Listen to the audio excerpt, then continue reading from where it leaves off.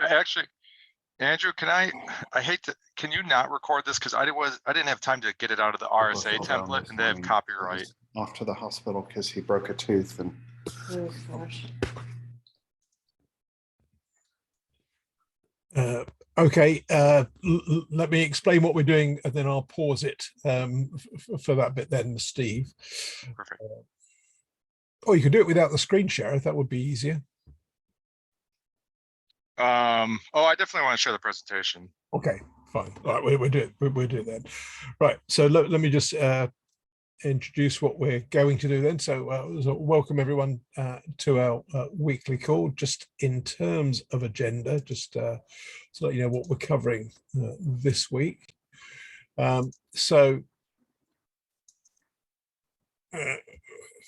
First off, Steve Stadham from DNS Filter is going to talk about protective DNS encryption and zero trust, tackling the NSA guidance. But as you may have just picked up, we won't be recording that part of the call. After that, we'll pick up on a few recent developments, of which there was certainly at least one interesting announcement last week at WWDC, in addition to RSA, which is running last week. And then a quick reminder of forthcoming events and some future call topics, and anything else which anybody wants to cover on the call. No idea why that went backwards. So with that in mind, let me stop sharing. I'll stop recording so Steve can take us through his presentation, and then we'll sort of pick up recording after that. Yeah, sorry about that. I didn't realize we were recording. Zoom recording, and welcome people back. So you may see some slides coming back from that presentation in due course. But if we can do that, then I'll share those post-call if you're just catching up on the recording. So thank you, Steve. That's much appreciated. Let me now reshare my screen, and we'll pick up in a second on one of the topics that just came up, which is about sort of DNS and zero trust. So sort of segueing seamlessly into some announcements that came out last week. So one of the announcements last week at WWDC, in fact, there were two that I picked up on that were DNS related from Apple. One was the support of client-side DNSSEC authentication, and also support for DDR in both iOS 16 and Mac OS Ventura. So obviously currently available for developers. Presumably both of those will be shipping around the end of September as the sort of retail versions. And I certainly thought it was interesting to see the support for DNSSEC. That was a surprise. I think less as a surprise that DDR support coming out. But yeah, maybe that's an interesting signal to the marketplace about greater acceptance of DNSSEC coming up. So, and you'll see a link to that on the slide. Also, possibly not coincidence, Akamai rather helpfully put out a briefing on what is DNSSEC and how does it work. So just in case anyone's taken by the Apple announcement and wants a refresher, there's a sort of timely link from Akamai. So thank you to the Akamai team for that. Two other things I just signpost from this last week. One is just a question mark on the European Union's Digital Services Act as to how quickly that's going to progress through Parliament. There were some sort of changes put through from the sort of French government, which is currently, I think, in the presidency, which have been roundly rejected by other stakeholders. So I think that's just causing a bit of a pause in the progress of the Digital Services Act. And there's a helpful article from Politico summarising that. And then sticking to the theme this is a DNS filter theme. I thought I'd just mention this as well, which is some support for exporting DNS data to do further analysis and also compliance checking from DNS filter to both Splunk and Amazon S3. So there's a piece, I think Peter wrote that piece actually, if I remember rightly. Or if not, one of the ever growing DNS filter team anyway. But I didn't write that one. did or you didn't? I didn't write this one. Oh, okay. The export stuff is nothing to do with me. That's all the application side. I don't have much to do. You should have just nodded and taken credit for it anyway. I mean, yes, I know, wrote that. yeah. Is it well? Wait, hang on. Is it well written? Well, we'll go on to that. Wait and see whether you claim credit first. Anyway, but no. In particular, just going back to the Apple announcement, it's going to be quietly expiring in the background. Yeah, I think the DDR support in particular, I think that's at least the fourth announcement on support for DDR. I think Cisco, Quad9, of course, and Microsoft already out the gate on that. So that's pretty widespread now. So those of you looking at discovery of encrypted resolvers, there seems to be plenty of momentum on the DDR side, and no doubt coming out on the rails we'll see DNR support in due course as people start to work out how to also support DNS forwarders and private IP addresses. But that's pretty encouraging that that's coming out so soon. Right. Just to highlight, sort of still plenty of events coming through, a few more this month. If anyone's attending ICANN this week, there's a whole program through till the end of the week, so plenty of good content there. And I'll be attending the second event listed, the Competition and Markets Authority Data Technology and Analytics Conference, which is a hybrid event, both in person in London and online. Middle of this week. It's a day and a half, so I think it's Wednesday afternoon and Thursday. So covering a range of topics. It's intended to be an annual conference. This is the first one. And then back end of the month, we've got Eurodig coming round with again a very interesting set of topics covered, and then other stuff happening sort of through the year, as you can see. And a reminder, there's a few deadlines coming up with calls for papers and workshop proposals. So I think DNS OARC's call for presentations expires shortly. Someone on this call may know off the top of their head soon, but I think it's in the next week or so, I believe. And deadlines coming up for other events as well. So just bear those in mind. I haven't listed it on, well, actually I do list it on there. IETF 114, when I last checked, there's about, I think 650 or so people registered to attend that. I'm just looking at my my other device, see if I got that to hand. I think it was about 400, just over 400. Yeah, 421 on site currently, 259 remotely, so 680 currently. So a reminder to register for that. And if you're interested, DNS OARC co-located in the same venue, so they run back to back. So you can do sort of not two almost for the price of one. Just a couple of extra days hotel room. You can get DNS OARC as well as IETF 114 if you're there in person. And then a quick reminder in terms of sort of future call topics that we're running out. Oh, thank you, John. The submission window is 20th June, so next Monday. So you've got a week if you've got any ideas of papers for DNS OARC.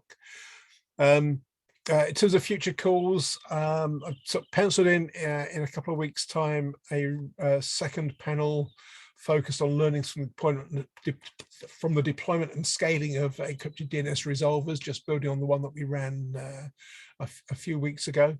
But I've trying to get a couple of the resolver operators that could make the last panel to join, as well as some software companies as well. So if anyone hasn't been in touch with me on that would like to take part, please get back to me sort of as soon as you can this week, and we'll firm up on the panel by the end of this week, as it's coming around relatively soon. And then obviously sort of mid-July, we'll sort of focus on the agendas for the forthcoming ITF and DNS OARC events, just to highlight any items that are coming up and so on. And then you'll see there's a few things that I'm looking at, haven't yet got dates for. One is, I thought it'd be useful, topical as it happens with Apple's announcement, to maybe do a panel just looking at some of the sort of progress with DDR, DNR, sort of split horizon discovery, etc., just to bring everyone up to speed on all of those. But if people have got any thoughts on any other topics you'd like to see covered, just reach out to me. I'll happily add those to the list as well. And I think that's everything from me. So let me stop sharing, see if there's anything that anyone else wants to raise this week, or anything that I just mentioned that'd be useful to just clarify at all. So anyone got anything else that you want to raise this week? And as before, by all means, use the chat or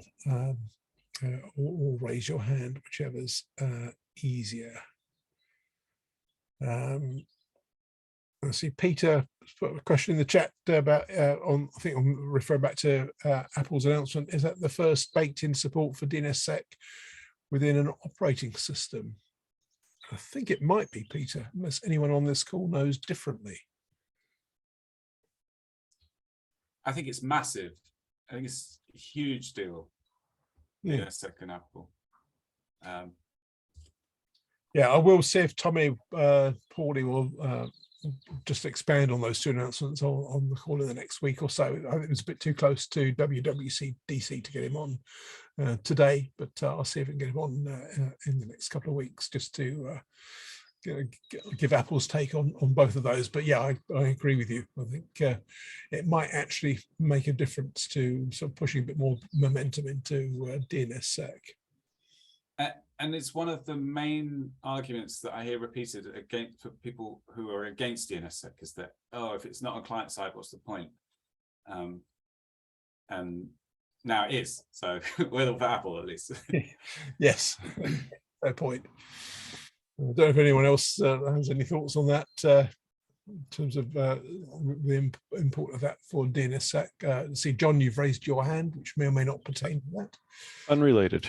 I think I'm not sure if it was mentioned on the call, and I apologize if it was already, but it's sort of interesting to note that Power DNS 4.7 was released 2 weeks ago now or so, I think, but includes DOT probing on the recursive resolver side. So it will try to see if it can do an encrypted connection to authoritatives, which is sort of interesting and I think timely for the call. So worth noting. Oh, I missed that one, so thank you for highlighting that, John. I think I saw Neil on the call. Yes, I am here. You want to expand on that at all? Free plus or recently announced fee? John posted a link to the settings, the documentation in the chat. But essentially, yeah, we mostly follow the draft, the ITF draft on this. There's a few differences that we do, because just from our own, just the way that we want to do, we think this should be done. It's a little bit different from how we do it in the draft, but we're just looking for people just to play with it and tell us what they think. That we did find someone did find a bug which will be released in the next point release. But yeah, so just looking for people to give us feedback on how they find it. But I think this is going to be very much an iterative thing. The probing draft, I think, was kind of it was very much a straw man, and I think we're going to be really finding out how this works with recursors and auth servers to find some middle ground that doesn't kill servers and works well for recursors. So. Yeah. So well done for being an early adopter then. That's quite impressive to get that out ahead of the game. But I guess you're all sort of very much a tradition of doing that with Power DNS. In fairness, yeah, and we are very much trying not to kill servers with this. That's very much our intention.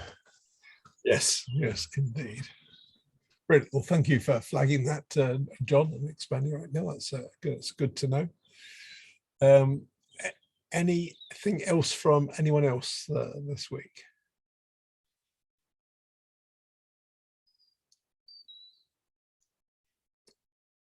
I'm not seeing anything.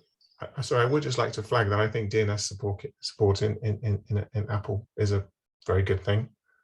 And I do agree that it does help with the naysayers against DNSSEC, because it does put it all the way to the client. So all of the issues that people have with DNSSEC, particularly doing DNSSEC validation in a resolver, where it's only half of the solution, because then what happens with the rest of the chain. So I think it'll be very interesting. I think it's still only half the problem, because Apple isn't the whole market. So it'll be interesting to see if that actually gets other people like Microsoft and Google to do this as well.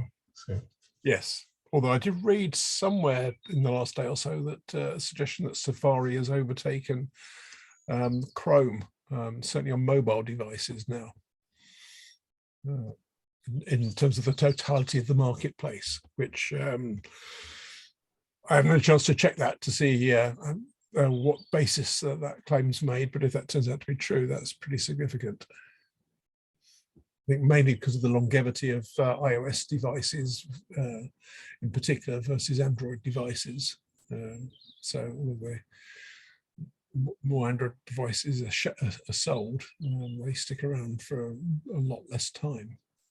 So that sort of builds the sort of volume of iOS devices eventually.